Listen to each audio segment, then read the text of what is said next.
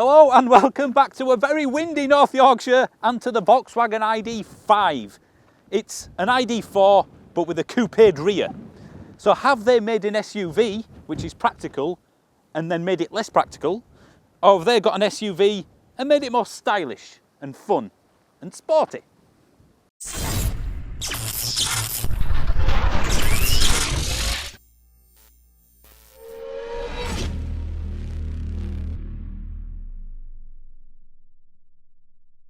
The front is pretty much identical to the ID.4. In fact, it is identical. You've got the same light bar, big Volkswagen badge, a bit of actual aero down here, and it's kind of safe. Nothing exciting, but nothing bad either. This would look perfect, and does look perfect, outside of school, half on the pavement, on the yellow zigzag lines. I think that sits home. The magic of the ID.5 though, over the 4, is more around the side. As I said, from the front, it's the same thing really, and I do like the fact that they've not fixed something that wasn't broken. We've got door handles. They've not done the silly thing of pop out and pop back in again. They made it kind of flush, but just an actual handle. So good practical sort of details. I like that. Wow! The rear door is massive, so good rear entry for getting like child seats in and things like that. And this is where it changes. This is where it differs from that ID.4.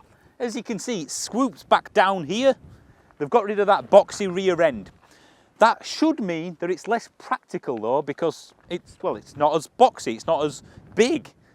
But it's actually just as practical, I found out. In fact, the boot is a little bit bigger. The charge port is here, but on the other side. And that will do 135 kilowatts of DC charging. So it's all right, but it's not exactly industry leading. And it will do 11 kilowatts on AC as well.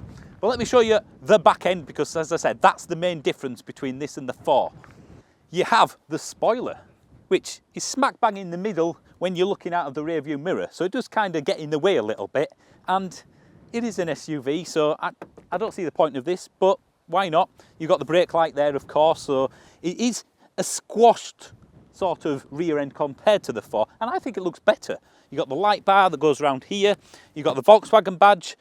I do have a little bit of an issue though, that the rear camera is there, where it gets very, very dirty, especially in the sort of winter, autumn, spring, basically 9 months of the year. But it does have a screen wash to clean it off. I just think, why not build it into the badge, just like they did with the ID.3? That pops out, pops back in again. Another issue is that that's where you open the boot. So if you go in the rear, you get dirty fingers. And it's not an automatic boot open and close, which given its height and the cost of this car is a bit disappointing really. It's a fraction bigger, 5 litres bigger than the ID.4, which is a bit strange considering it should be less, like I said earlier. It's big, it's almost cavernous. You've got a few bins at either side, tie down points. You've got ski hatch for all those people that in the UK go skiing all the time. So yeah, if you've got a kid, no problems with all the paraphernalia and prams and stuff that go in there. Under here, you've got a space for your cables because there's no fruit or frunk, which on a ground up EV again, just seems like they've missed the trick. There is one thing which I've noticed. Watch the spoiler when I shut the boot, and I'm not slamming it down. Just get rid of it. It's not like it needs it for its speed. I would say I definitely prefer the rear end of this to the 4. So the fact it hasn't lost any practicality, at least on the boot side, we'll have a look at the interior in a minute, means that I'm thinking, what's the point of the 4? Okay, the interior. We start off with the typical VAG steering wheel. It feels nice, but you've got these silly haptic buttons that kind of make you think you've pressed it. I'm not a fan of them personally, and the black gloss looks awful, but that's okay. This feels sturdy enough. The door here, handles, feels nice. This is, you can get away with that, it's softish, but once I tell you how much this car costs, you might not think that. And then this bit here, which is, well, it doesn't need to be hard wearing. It is, it's just really hard plastic.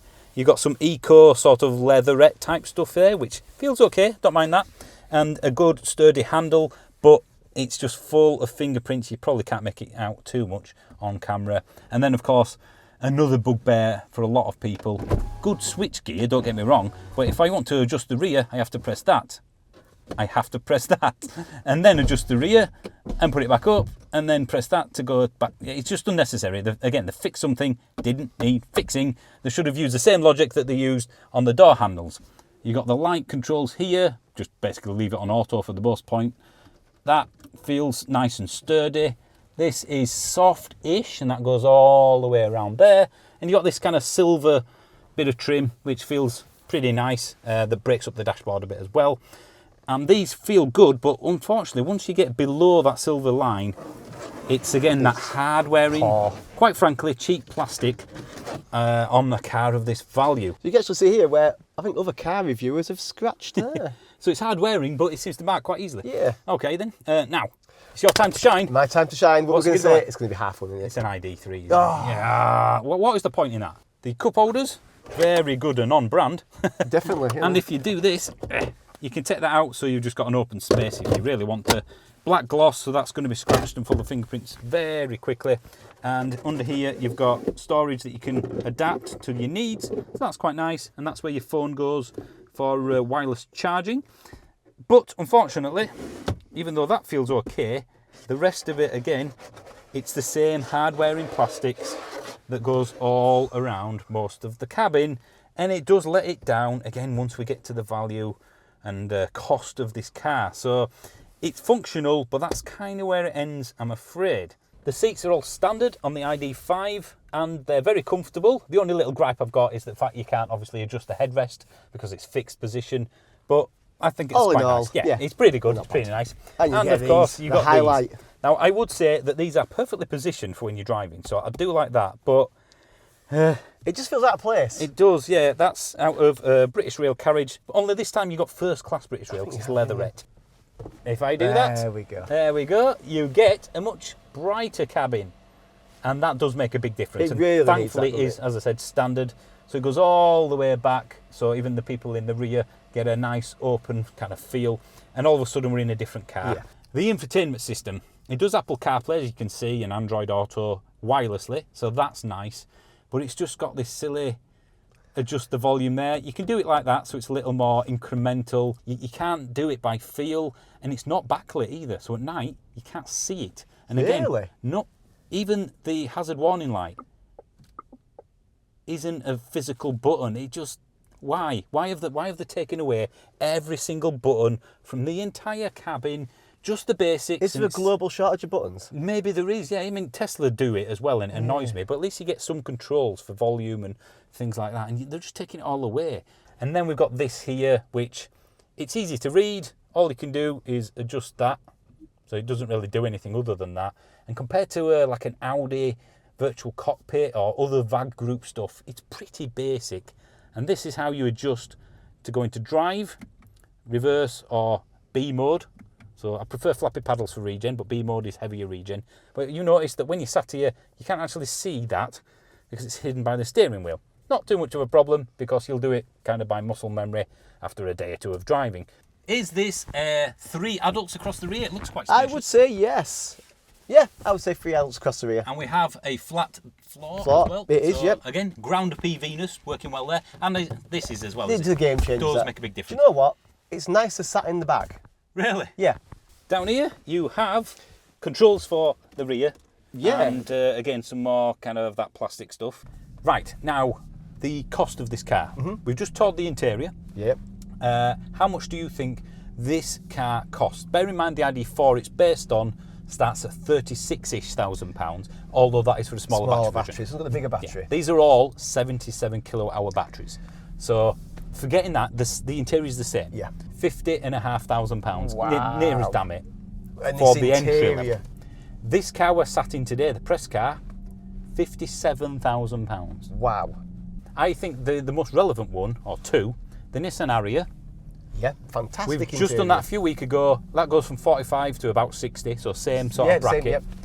The interior of that, for a Nissan as well, beautiful. it was superb, Yeah. but it was like going from a Ford to a BMW, a Ford to a Mercedes. Yeah. It was a step up. compared to this. I mean, this is just... I'm struggling to say anything nice. I could say it's hard wearing, but then it...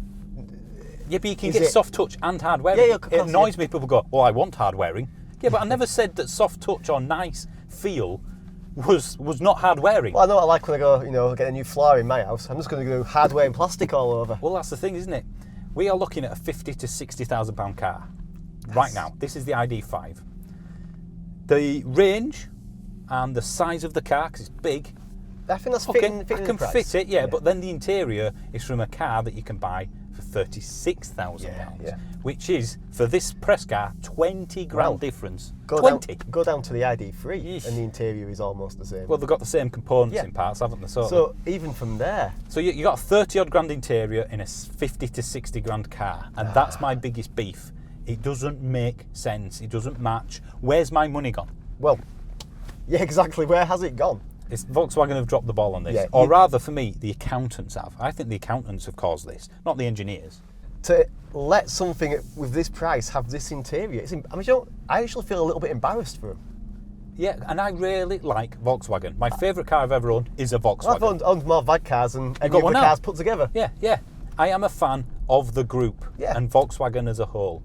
But we have to be honest, and this just, I'm sorry, it's not a £50,000 to £60,000 car. Look at the competition. A long stretch. EV6, Ioniq 5, and that's a bit. They're cheaper starting price. You've got the Ford Mustang Mach-E. You've got the Genesis GV60. Yeah. The interior from that to this Polestar is very Polestar 2. Even the Volvos. Oh yeah, well the Volvos, absolutely. I would go for that. Volvo interior. any day over this. And they're very good family cars, very practical. Yep. And then again, the Enyaq, the Skodas. Yeah, why not? It's the same car. So that even makes it more embarrassing. It does a bit. So we'll go on the specs. Let's go more positive now. Yeah. You can either get a 170 odd brake horsepower version or a 204, I think it is, brake horsepour version. I'm not sure why there's be able to tell between those two in something that's so heavy. It does feel big and heavy, but surprisingly nimble. But yeah, it is big and heavy. But it actually rides really well. I quite like the way it rides. I feel like I'm in a comfortable car. Do you know what? It's quiet. I'm sat up high. Very high. Good visibility out front. Yep. The bonnet's a bit misleading as to where it starts and finishes. It feels a much bigger car than it is. I mean, the length is a fraction shorter than a Model 3, weirdly, but it is about 1.5 centimetres wider. And it is a really practical interior. I can't fault it for that. Oh, you're going to get 3 kids of any age in the back of there. Yep, plenty of room, plenty of places to plug their iPads in. You'll absolutely get 3 kids in the back of your Enyaq. Yeah. You will. This is it though, isn't it? Because we're going, it's entirely practical. It's a brilliant family car, as is the competition from the sister company, which is a lot less. And every other manufacturer. It's not just me, is it? It just feels big to you. It feels massive. It's particularly now we've come to this track where we didn't know where it went. It's single track. Yeah. And I've been driving all week, so I am used to the car now. It's just, there's no way Lorna would drive this car. In fact, she sat in it and said, this is way too big. Yeah. And then she said the same about the car. Oh yeah! Still got it. Yeah. So we're in Sport, which does feel kind of... I do feel like, this is probably the road for testing suspension. It's a bit jiggly, isn't it? So let's put it into Eco. No, Comfort. Let's go Comfort. Because it does adjust the suspension. Oh. It's got adjustable suspension. Yeah. So... That's something at least. Right, so ignore Sport mode. Don't and ever anything go in other, sport mode, and anything other than really smooth tarmac.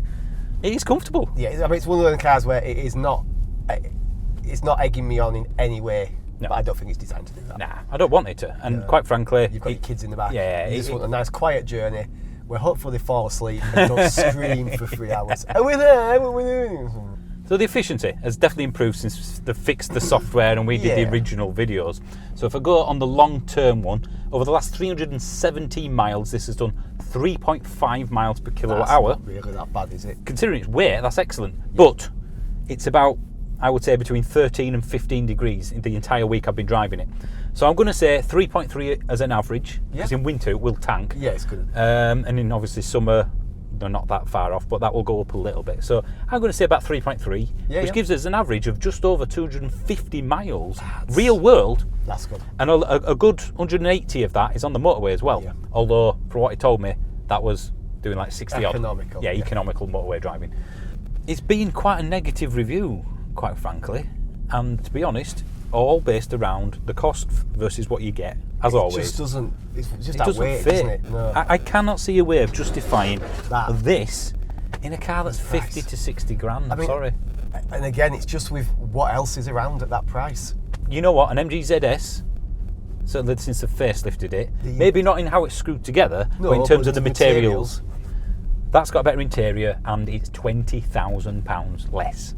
20,000. You could buy a Fiat 500e and one of them and you'd still get one of these. In fact, you could buy a Fiat 500 electric and an ID.4 base And yeah, still for the same price of what we're sat in today.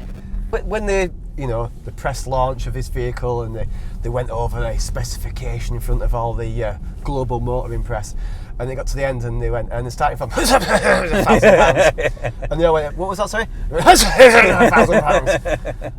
We're not going to get another Volkswagen again, are we? Even though we're being completely honest and truthful, because you have to be. We'll get another Skoda and another Cupra. That's true. Seriously though, it isn't. If take feedback where it is. We're not the only people saying this in the car YouTube world. And it's not just it's the whole it's a whole recent range of Volkswagens, isn't it?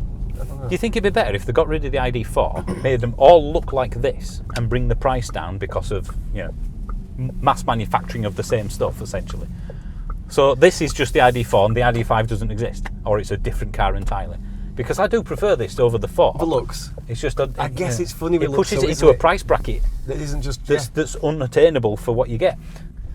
Right, well, I think we've done not getting another Volkswagen ever from the PR place again. Sorry, but it is what it is. Creative criticism, could we get away with I that? don't think we've been harsh. No. If you're an ID owner, would you agree with what we're saying?